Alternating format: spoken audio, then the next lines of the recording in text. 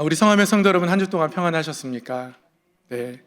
광야와 같은 삶의 순례를 마치고 또 주님 품 안에서 예배하는 이 시간이 우리에게 가장 큰 기쁨이고 복이 되길 소망합니다.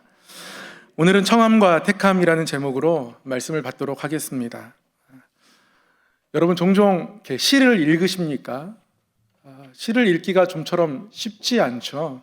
저도 시를 잘 접할 기회가 없는데요. 오늘 말씀을 준비하다가 몇 안 되는 제 기억 속에 있는 시 중에 하나가 떠올랐습니다. 꽃이라는 제목, 김춘수 시인의 시인데요. 내가 그의 이름을 불러주기 전에는 그는 다만 하나의 몸짓에 지나지 않았다. 내가 그의 이름을 불러주었을 때 그는 나에게로 와서 꽃이 되었다. 꽃이라는 시의 1년과 2연입니다. 제가 시 해석은 잘 못하겠지만 누군가가 사랑을 가지고 다른 어떤 존재를 불러내면 그 의미가 다르게 되어진다, 그런 고백인 것 같습니다. 아브라함이 그렇죠. 하나님께서 아브라함을 부르셨습니다. 아브라함아. 그리고 그 아브라함은 세계 모든 민족 열방의 복이 되었습니다. 하나님이 아브라함을 특별한 사명과 은혜 가운데 불러주셔서 아브라함의 인생의 가치가 또 방향이 바뀌게 된 거죠. 저도 마찬가지입니다. 하나님이 우리 성함교회 목회자로 불러주셨습니다. 저를 이곳으로 불러주셔서 그와 함께 저의 인생의 방향은, 저의 가치는 또 바뀌게 되었습니다. 굉장히 귀한 사람이 되었어요. 누군가가 다른 어떤 존재를 부를 때에는 단순히 어떤 호칭을 넘어서 의미가 새롭게 생겨난다는 것을 우리는 알 수 있습니다. 우리 모두가 마찬가지죠. 하나님이 우리를 불러주셔서 하나님 품 안에 우리가 예배하게 되었습니다. 모이게 되었습니다. 하나님이 우리를 부르셨다. 이 부르심이 우리에겐 굉장히 귀한 겁니다. 그래서요, 교회는 하나님의 부르심을 받은 사람들이고, 교회를 일컫는 헬라어도 에클레시아입니다. 이게 무슨 뜻이냐면 칼레오, 불렀다라는 뜻이거든요. 하나님께서 부르신 사람들, 부르심 받은 사람들, 이 불렀다라는 칼레오에서 에클레시아가 나온 겁니다. 장로교 세례문답 교육집에 보면 이런 질문이 있어요. 교회란 무엇인가? 거기에 어떤 대답이 있냐면, 교회란 하나님이 부르셔서 예수 그리스도를 구주로 믿고 고백하며 모인 사람들의 공동체, 이렇게 대답하고 있습니다. 우리 교회라는 것은 하나님이 불러주셔서 그래서 시작되었고, 그 부르심 가운데에 예수님을 믿게 되어서 시작된 것이 바로 교회다. 하나님이 칼레오 해주셔서 우리가 에클레시아가 되었다, 이렇게 설명하고 있는 것이죠. 오늘 말씀 안에서 우리가 다시 한번 하나님의 부름받은 사람으로서 하나님의 마음을 가지고 서 있는지 점검해 보았으면 좋겠습니다. 하나님이 우리를 부르신 때의 그 부르심은 굉장히 귀한 부르심이거든요. 그런데 그 부르심이 부르심 받은 우리에게도 귀해야 하지 않겠습니까? 하나님이 그러한 것들을 바라시고 원하실 텐데 우리가 하나님의 원하심 앞에 서 있는지 말씀을 통해 한번 돌아보고 또 하나님 앞에 더 가까이 나아가는 시간이 되기를 소망합니다. 오늘 예수님은 다시 비유를 말씀하십니다. 이미 예수님은 포도원의 두 아들 비유, 그리고 악한 포도원 농부들의 비유를 말씀하셨습니다. 포도원 두 아들 비유를 말씀하실 때 큰아들은 포도원에 일하라고 하는 아버지의 명령 앞에서 예라고 대답하고, 그러나 포도원으로 가지 않았고, 둘째 아들은 안 간다고 대답했는데 갔습니다. 이것은 예수님이 하나님 앞에서 부름받은 유대인들이 결국 하나님이 보내신 포도원에 가지 않음을 지적하는 비유였습니다. 그런데 이 비유를 들은 유대인들 도무지 뉘우쳐 믿지 않았습니다. 도무지 뉘우쳐 믿지 않는 그들에게 예수님이 악한 포도원 농부들을 비유를 말씀하셨죠. 결국 주인이 보낸 종들, 그리고 그 아들까지 죽이게 되는 악한 포도원 농부들, 그들 역시 하나님의 아들 예수 그리스도를 죽이기까지 하는 유대인들의 강팍함, 완악함을 지적하는 비유였습니다. 그리고 열매를 드리기를 기뻐하시는, 또 바라시는 하나님 앞에 아무것도 드리지 않고 살아가며 포도원 주인 되어버린 그들의 굳어진 마음을 지적하는 비유였습니다.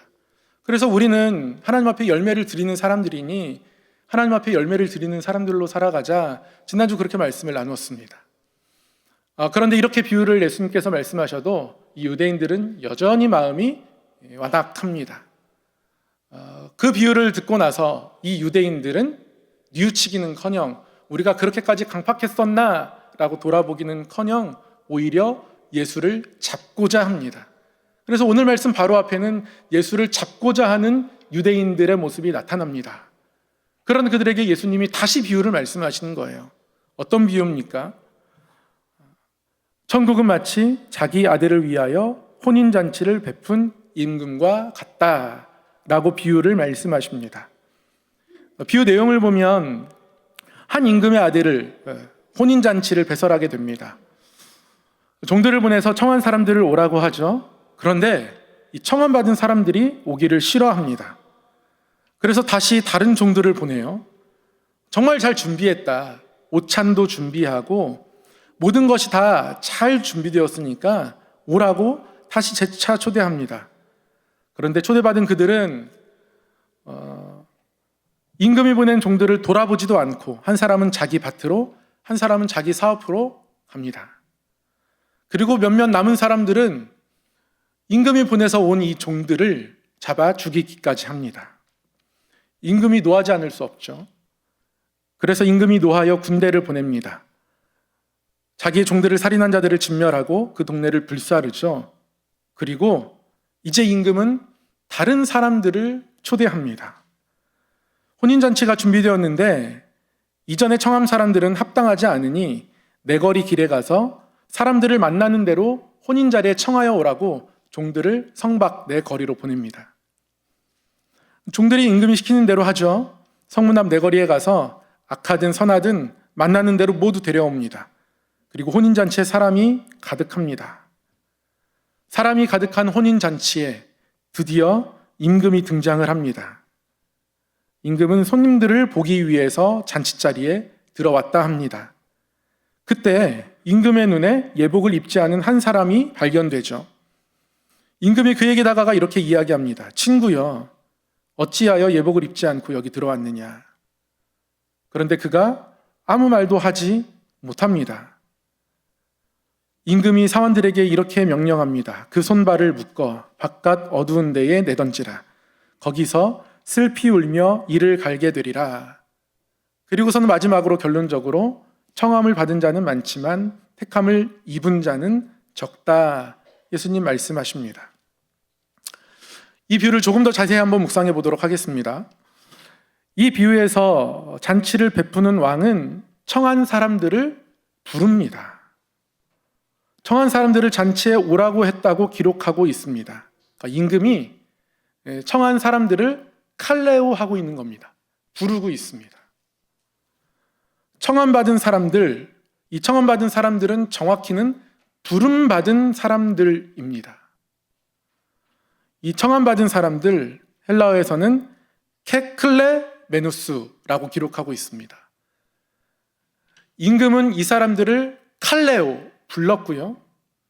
이 청함받은 사람들은 부름받은 사람들이에요. 클레메노스. 여기서도 클레가 나옵니다. 다 같은 단어에서 나온 거예요. 에클레시아라는 교회라는 이 뜻의 단어도 같은 어원을 다 가지고 있습니다. 임금이 이들을 부를 때 추첨을 통해서 부른 게 아닙니다. 누구 부르지? 뺑뺑이 한번 돌려볼까? 추천 돌려가지고 이름을 가지고 뽑았든 번지수를 가지고 뽑았든 추첨을 통해서 부른 게 아닙니다. 임금은 이들이 자신에게 의미 있는 사람, 이들이 나에게 좋은 사람, 가치 있는 사람, 내가 존귀히 여길 만한 사람들이기 때문에 부른 겁니다. 그런 의미에서 이 부름받은 사람들 또한 임금에게 의미 있는 초대로 이 초대를 받아들여야 하는 것이죠. 그런데 이 초대받은 사람들, 이 부름받은 사람들이요, 잔치에 가기를 싫어합니다. 잔치에 가는 것을 싫어해요. 그냥 바빠서 안 가는 게 아닙니다. 왕이 제차 사람을 보냈는데요, 다 핑계합니다. 나는 밭에 가서 할 일이 있어서 안 됩니다. 나는 사업차 볼 일이 있어서 안 됩니다. 다 핑계합니다. 이와 비슷한 비유가 누가복음에도 나오는데요, 누가복음에 보면 핑계라는 게 더 여실히 드러납니다. 거기서는 장가도 가야 하고 또 소도 사야 하고 밭에 가서 일해야 돼서 나는 잔치에 못 갑니다, 이렇게 거절하는데요, 누가복음에서 보면 거절하는 사람들이 불과 며칠 전에 초대를 받았거든요. 그때는 가겠다고 대답했었어요. 그런데 가겠다 했던 사람들이 막상 초대를 받으니까 일정이 없던 일들이 막 생기는 거죠. 밭에도 가야 하고 소도 사야 하고, 소를 사기로 되어 있으면 이미 어떤 소인지 다 살펴보았을 텐데 소를 지금 당장 사야 되는 거 아니거든요. 며칠 전에 장가갈 계획이 없던 사람은 어떻게 단 며칠 사이에 장가갈 계획이 생깁니까? 핑계인 게 너무 분명하죠. 이 사람들은 핑계대며 지금 잔치에 가지 않고 있는 겁니다. 이 부름받은 사람들이 교회이기를 포기하게 되는 거죠. 사랑하는 성도 여러분, 우리 역시 하나님께 부름받은 사람들입니다. 하나님이 우리를 칼레오 하셨어요. 그래서 우리는 에클레시아가 되었습니다. 우리 모두가 부름받은 사람들이에요. 하나님이 우리를 부르셨고 우리는 부름받은 사람들이고, 그리고 그 부름에 응함으로 인하여 우리가 교회가 되었다는 말씀입니다. 그런데 오늘 비유에 이 잔치를 가기 싫어하는 사람들, 이 사람들 처음부터 이런 사람들이 아니었었거든요. 지난주 비유에서 말씀드린 것처럼 유대인들은 하나님을 잘 믿는다고 자부했었고요. 그래서 말씀을 늘 암송하고 외우고 말씀을 가르치는 것을 열심히 감당하고 하나님 앞에 바른 모습으로 살아가기 위해서 율법을 더 세부적으로 나누고 해석하고 그런 사람들이었단 말이죠. 그런데 이들이 어느덧 왕이 베푸는 잔치에 대해서 사모하거나 기뻐하거나 기대하는 것, 이런 것이 아무것도 없는 겁니다. 히브리서 2장 3절 말씀에 우리 또한 이러한 마음을 갖게 될 것을 염려하며 하나님께서 이런 말씀을 주셨습니다. 우리가 이같이 큰 구원을 등한히 여기면 어찌 그 보응을 피하리요. 이 구원은 처음에 주로 말씀하신 바요 들은 자들이 우리에게 확증한 바니. 히브리서 기자는 하나님의 구원을, 하나님의 그 부르심을 큰 구원이라고 표현합니다. 큰 구원이어서 등한히 여길 수 없는 것이다 말씀하고 있는 겁니다. 그런데 몇몇 사람들에게는 그 구원이 커다란 구원이 아니라 그냥 구원이고, 그러다가 내 삶의 구석에 있는 그 어떤 작은 소모품처럼 그 정도밖에 안 되는 소중함, 점점 등한히 여기는 모습과 마음, 그런 상태로 나아가게 되더라는 것이죠. 그래서 히브리서 기자는 그렇게 구원에 대한 소중함을 잃어가다가 다시 유대교로 돌아가려는 그 사람들에게 이 구원이 얼마나 큰 구원인데 그것을 등한히 여기겠는가, 말씀을 통해 다시 하나님 온전히 바라보기를 권면하고 있는 겁니다. 사람의 마음이 그렇습니다. 우리에게 늘 있는 거면 그것에 대한 소중함을 등한히 여기게 됩니다. 배우자가 소중하다는 것, 그 누구도 부인하지 않습니다.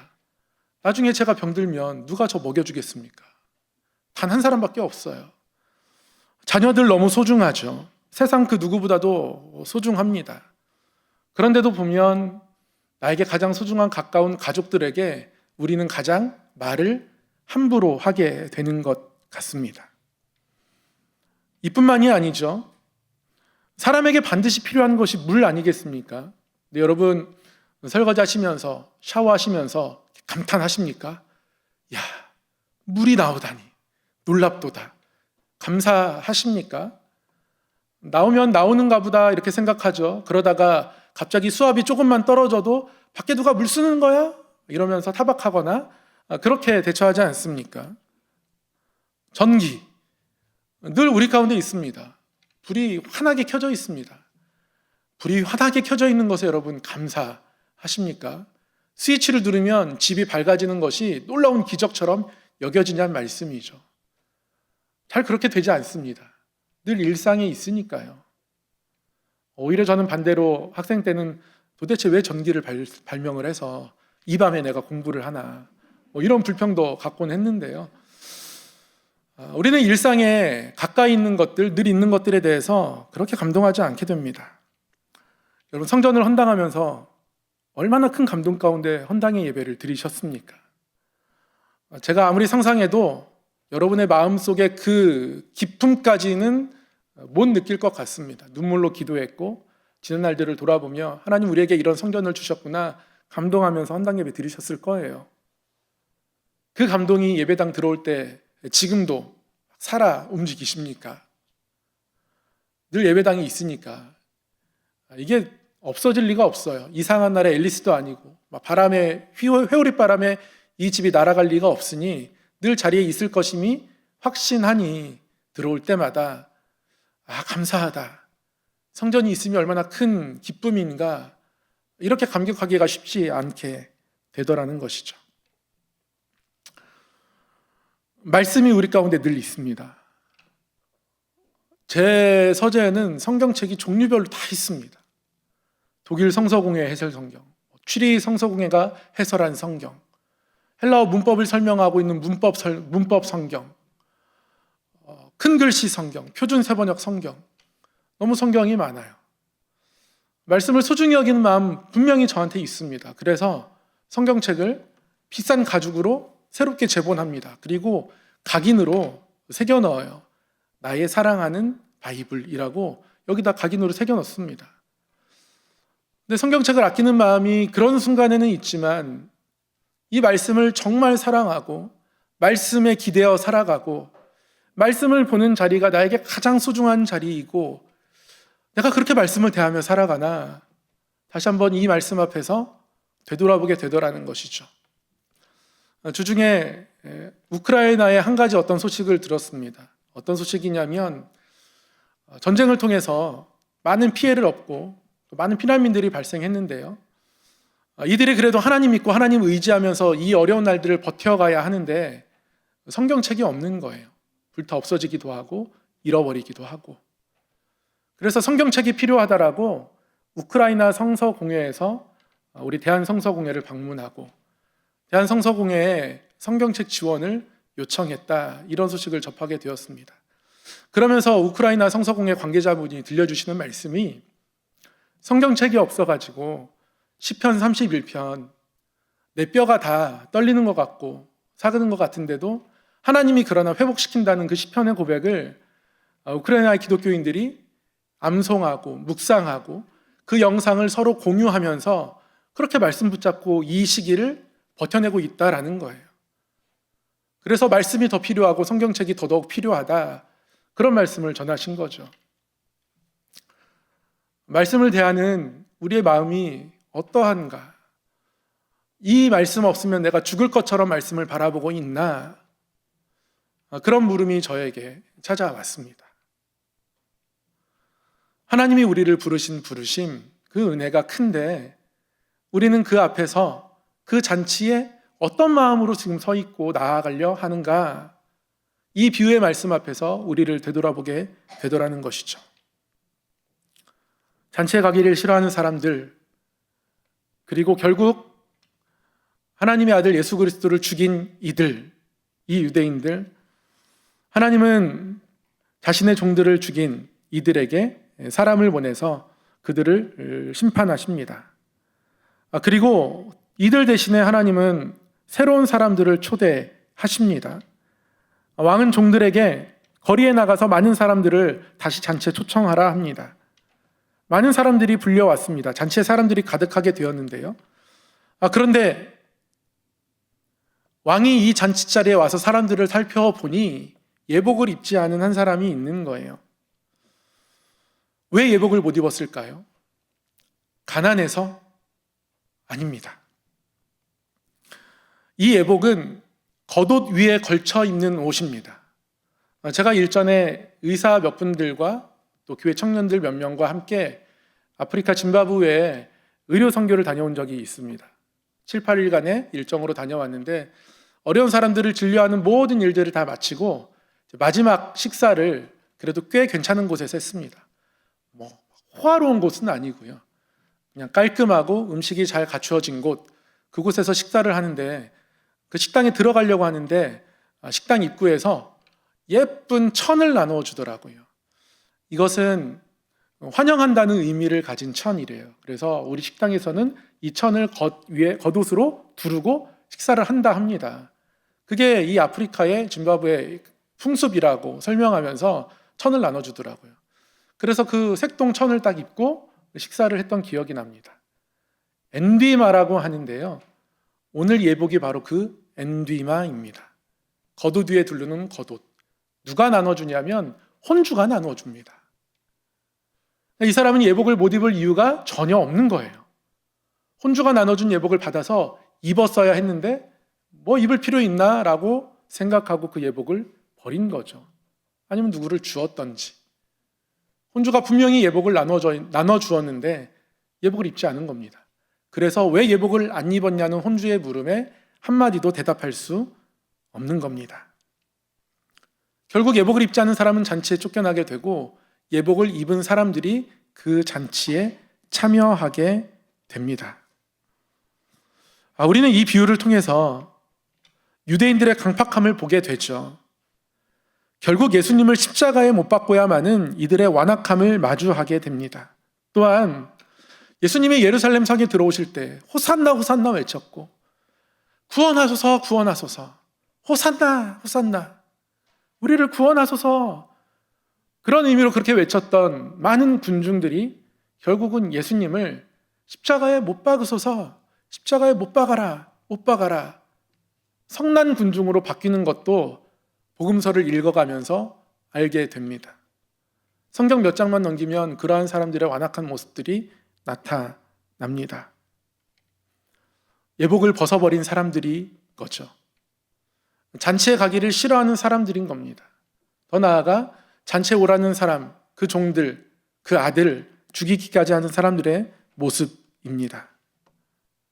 이 말씀을 통해서 하나님은 우리에게 주신 예복을 우리가 소중히 입기를 원하시는 거예요. 하나님이 우리를 칼레오 부르셨지 않습니까? 우리는 하나님의 부름받은 사람들입니다. 케클레네메누스 하나님이 우리를 부르셔서 우리는 하나님께 초대받은 사람들인 거예요. 부르신 하나님의 마음과 부르심에 응답하는 우리의 마음이 같아야 하는 거예요. 그게 예복 입은 사람의 모습입니다. 하나님이 그렇게 우리를 칼레오 하셔서 그 하나님의 칼레오 앞에 우리가 케클레메누스 되어서 초대받은 사람 되어서 그렇게 모인 이 자리가 바로 에클레시아, 교회입니다. 예복을 입고 모여야 하는 곳입니다. 예복을 나누어 주신 하나님의 사랑을 입고 모여야 하는 곳이 바로 이곳이라는 것이죠. 사순절을 보내며 그 예복이 우리에게 어떤 모습으로 있는지 다시 한번 점검하게 됩니다. 그 예복이 단순히 예배다, 기도다, 무엇이라 딱 한 가지로 단정할 수는 없지만 분명한 것은 그 예복은 우리를 부르신 하나님의 마음, 그 마음을 우리가 우리 삶 가운데 가지고 나아가는 모습에서 비롯되는 것이다. 이거 하나는 분명합니다. 사랑하는 성도 여러분, 하나님이 우리를 부르셨습니다. 하나님이 우리를 부르셨습니다. 얼마나 귀한 부르심인지 모릅니다. 이 부르심 앞에 예복을 입고 살아가는 아름다운 순종의 모습, 성도의 삶이 우리 가운데 있기를 소망합니다. 기도하겠습니다.